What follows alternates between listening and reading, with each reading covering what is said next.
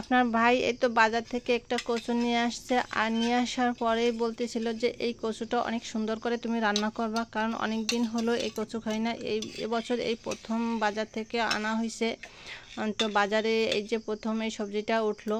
তো আমি আর দেরি না করে কচুর উপরে যে ডাঁটাগুলো সেগুলো আমি কেটে নিচ্ছি, আর নিচের যে অংশটা থাকে ওটা আমি কেটে রেখে দিলাম। ওটা হচ্ছে পরবর্তীতে অন্য এক সময় আমি এই যে নারকেলের দুধ দিয়ে রান্না করে নেব, তো ওটা রেখে দিলাম। আর এই কচুর ডাঁটাগুলোও কেটে নিচ্ছি। তো হ্যালো এভরিওয়ান, আসসালামু আলাইকুম, welcome to my new blog. I hope আপনারা সবাই ভালো আছেন, সুস্থ আছেন। আলহামদুলিল্লাহ, আমিও আপনাদের দোয়ায় ভালো আছি। তো নতুন আরেকটি রেসিপি নিয়ে আপনাদের সামনে হাজির হলাম। অবশ্যই আমরা রেসিপিটি স্কিপ না করে সম্পূর্ণ ভিডিওটি দেখতে থাকবেন, আর একটা লাইক দিয়ে সম্পূর্ণ ভিডিওটি দেখবেন। তো এই রান্না আমি কিন্তু দুপুরে রান্না করতে চলে আসছি, আর দুপুরে রান্না করার জন্য তো এখানে আমি কচু কেটে নিচ্ছি, আর এখন আমি এই কচুর ডাঁটাগুলো কেটে নিলাম, আর এখন আমি এই যে পেঁপে কেটে নেব। তা পেঁপে কেটে নিয়ে এই পেঁপেটা কিন্তু গাছ থেকে পেড়ে আনছে। তা বলল যে নদীর তাজা মাছ আনলাম সেদিন, সেটা তো ফ্রিজে রাখা আছে, ওই মাছগুলো বের করে তুমি এই যে পেঁপেগুলো দিয়ে রান্না করো, যে একটু ঝোল করো, তাহলে কিন্তু অনেক খেতে সুস্বাদু হবে, যেহেতু নদীর তাজা মাছ। তো আমি দেরি না করে কচুটা কেটে নিলাম, আর এখন এই যে পেঁপেটাকে কেটে নিচ্ছি। তাছাড়াও অনেক দিন ধরে আমার ছেলেটা অনেক অসুস্থ, জ্বর হয়েছে, ও তো কিছু খেতে পারে না।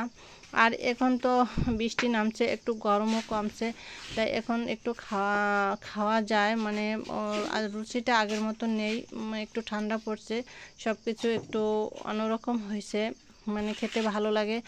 তো এই ছেলেটা খেতে চায় না দেয়, ওর জন্য তো আমি এই ঝোল তরকারিটা রান্না করব, যে পেঁপে দিয়ে মাছ ঝোল করলে, ট্যাংরা মাছের ঝোল করলে অনেক ভালো লাগবে, তা ও খেতে পারবে। এটা ভেবে আমি এই যে পেঁপে কেটে নিলাম, আর এই মাছ দিয়ে এখন ঝোল করে নেব। আর এদিক থেকে এই কচুটা তো আমার হয়ে গেছে, এখন আমি এটাকে রসুন দিয়ে বাগার দেব। তো এই তো আমি রসুনটাকে তেলের পর একটু ভেজে নিলাম, এরপরে কচুটাও দিয়ে দিলাম, তারপরে একটু ভেজে নিচ্ছি। কচুটাকে বাগার দিয়ে নিচ্ছি। তো আমার ছেলেটা সব কিছু রেখেই কচু দিয়ে ভাত খেয়েছে, আর বলতেছিল যে এটা অনেক সুস্বাদু হয়েছে। তাছাড়া ওর মুখে অনেক ভালো লাগছে। এটা যেহেতু একটা আসলে শরীরের জন্য উপকারী একটা খাবার, খুবই একটা হেলদি খাবার, কচু কিন্তু সবার জন্যই হেলদি খাবার। তো ও এটা দিয়ে ভালোই ভাত খেয়েছে, কারণ অন্যান্য তরকারি ওর কাছে ভালো লাগে না, যেহেতু জ্বর অবস্থায়।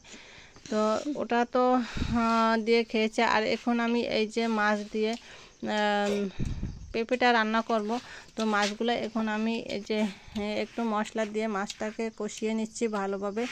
আর কিছুক্ষণ কষানোর পরে এখন আমি এই মাছটাকেও তুলে রেখে দেব, আর তুলে রেখে দিয়ে আমি এই যে পেঁপেটা দিয়ে দেব। পেঁপে কত সময় কষিয়ে নেব, আর যদি মাছ উঠিয়ে না রাখি তাহলে তো ভেঙে যাবে, এটা ভেবে তো আমি এগুলো উঠিয়ে রেখে দিলাম।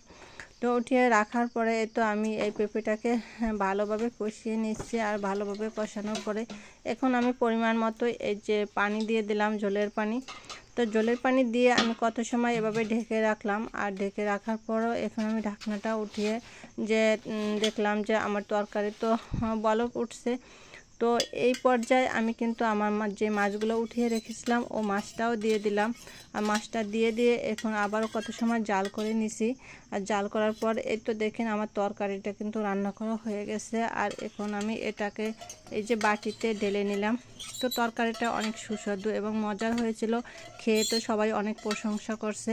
তো এই ছিল আমার আজকের ভিডিও। আজকের ভিডিওটি যদি আপনাদের কাছে ভালো লেগে থাকে তাহলে অবশ্যই একটা লাইক দিবেন, আর কমেন্ট করে জানিয়ে দিবেন আজকের ভিডিওটি কেমন হয়েছে।